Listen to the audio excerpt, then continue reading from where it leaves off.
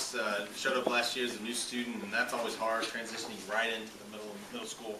And I think it was probably a little bit of a shock to come in, and like the academic rigor started increasing a little bit. And it took I think a little bit to find that route, socially and academically. And I think somewhere around midpoint last year, like started clicking, and he really like seamlessly came in, and the grades started improving, and the friendships started blossoming. And I think that's a great sign of that resiliency that he had. That he didn't give up and kept working on it to get it going. And I think you'll see that a lot in his meat project, and it transitions over into sports for him too. You see that resiliency. You see him in that physical environment, how much he enjoys it and loves it.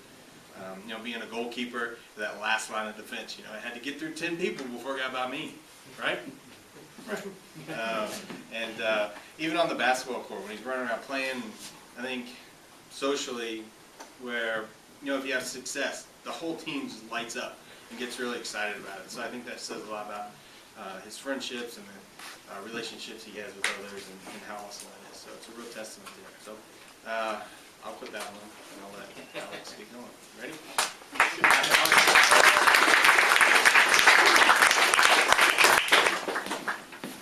I never lose. I either win or learn.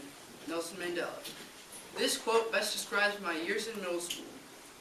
There are many decisions to learn from, whether it's which sports you play, who you become friends with, or what homework you leave on the desk until Sunday night.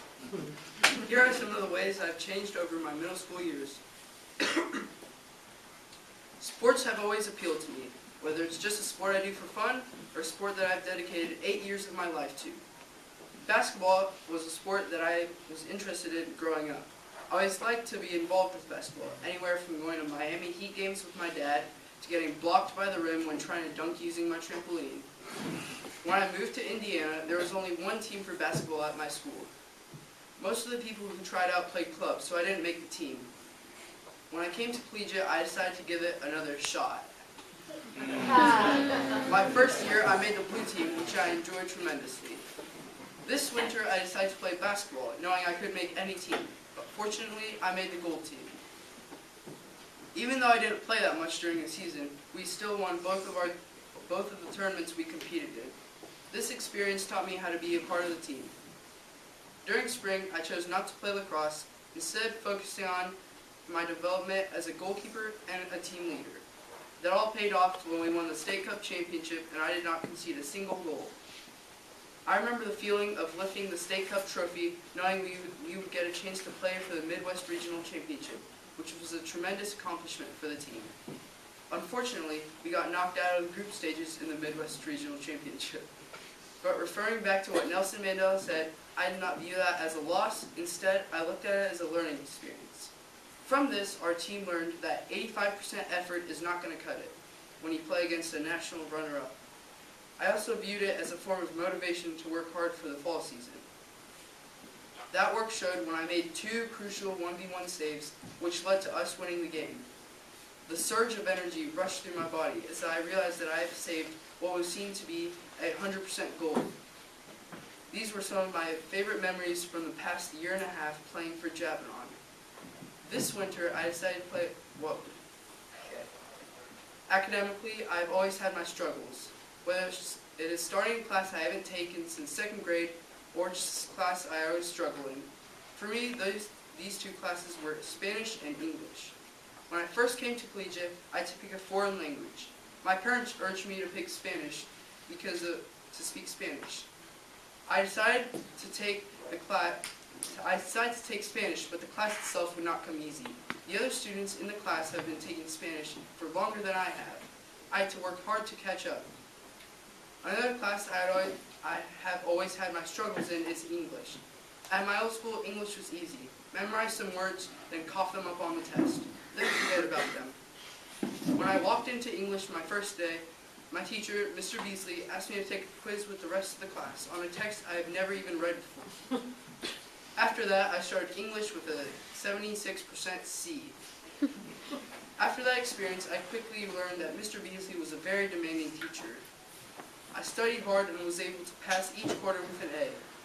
This year was similar. Miss Cleaver is also a very demanding teacher. except I manage my time poorly. For me and my schedule, time management is necessary to get good grades. Every day of the week I have a sports practice, and some nights I don't get home till late at night. To finish my homework for the next day, I try to do it the day it is assigned. If I cannot do that, Collegiate has provided us with a study hall that I am so thankful for. On the other hand, some classes have come more natural than others. For me, those classes are history and science. I think history is fascinating. Learning about battles that shaped our nation's future is interesting for me. On the other hand, for science, it really interests me because there are so many outcomes an experiment can have. Also, the material that we learn in science makes sense in my head and sticks to me the whole way through. Coming to Collegiate was a rapid change in my life. I left all my friends from my old school behind and came to a school I did not know anyone in. I quickly made friends through classes or just sitting at the same lunch table. Over my middle school years, a lot has happened. When something didn't go my way and some people gave me a hard time about it, I lost belief in our friendship, that they would not be there for me when I'm going through my toughest times in middle school. But as Nelson Mandela said, I did not lose friends, but learned that I have to choose true friends that will support me through it all. During 7th grade, I had a few friends, but we were not that close. At the start of this year, I became friends with many others, and I started to spend more time with them. Now I hang out with that friend group every day. My friends also have a very good taste in what we like to do in our spare time, such as playing sports and playing video games with each other. They are also very funny, make me laugh a lot, and friendly to everybody.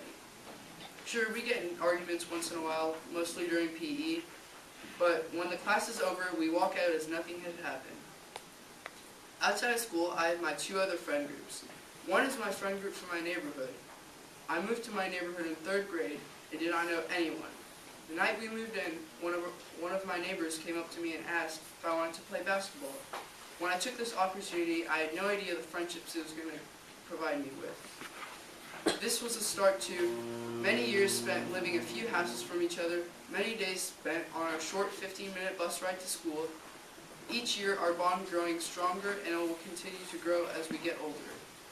My second group of friends is my soccer team. Even though I don't spend as much time with them, they are still important to me. I still form good friendships with my teammates.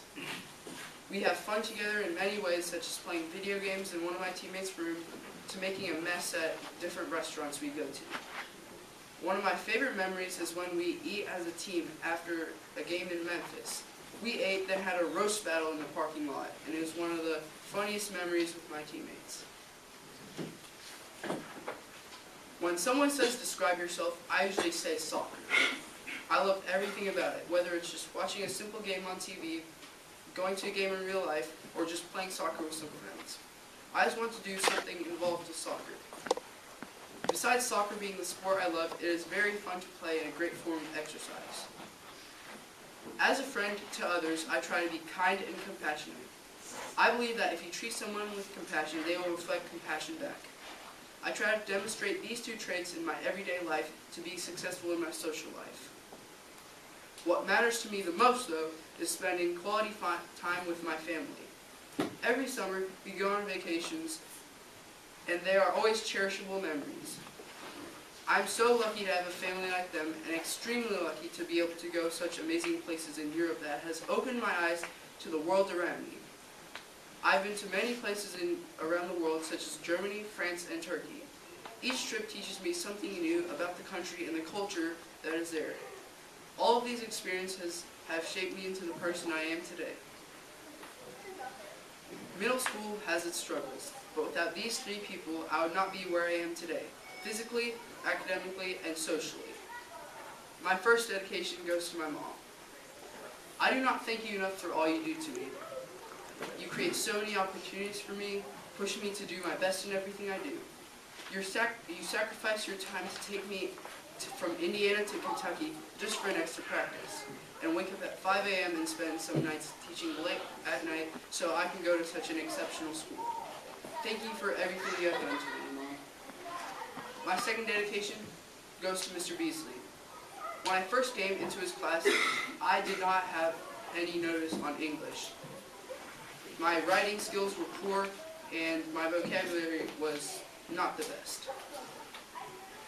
But throughout the year, Mr. Beasley has taught me so many important lessons, whether it's to not treat somebody for something they can't help, or to not judge a book by its cover. Thank you, Mr. Beasley, for all you have done to me.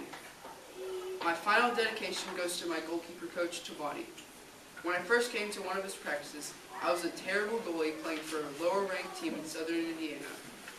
Throughout the year, your brutal, rigorous practices transformed me into the goalie I am today, and I'm playing for one of the best clubs in Kentucky. Thank you for always believing me and impacting my life as a goalkeeper and as a person. In conclusion, middle school has its ups and downs, and we can't all win. So when you don't win, focus on learning from your mistake and not on losing. Thank you for listening to my Me Project, and I hope you have learned some more about Alex Guerra.